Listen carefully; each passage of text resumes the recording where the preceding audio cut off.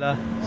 باسم جوال قبيلة معبد نرحب بالشيخ محمد بن سعيد الزهراني في اللقاء السنوي في العيد السعيد الذي تقيمه قبيلة ذي عوض من معبد في عامه 13، ونقول حياك الله، كل عام وانت طيب ابو سعيد، تقبل الله منا. كل عام وانتم طيبين، واسال الله سبحانه وتعالى ان يجمعنا واياكم في الفردوس الاعلى، انه على ما يشاء قدير.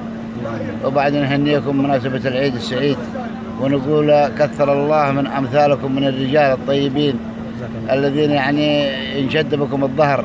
والحقيقة ان معبد من خيرة القبائل ومن خيرة الناس الذي يعني تعاملنا معهم وجاورناهم مدة طويلة لا تقل عن 30 سنة أو 40 سنة، ونحن مجاورين قبيلة معبد ومن خيرة الرجال.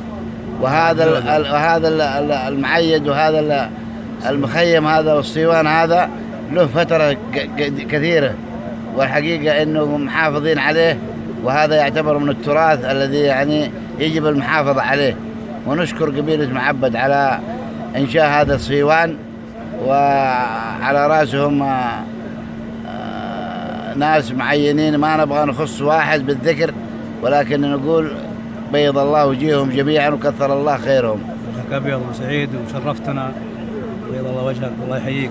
الله يسلمك عزيز.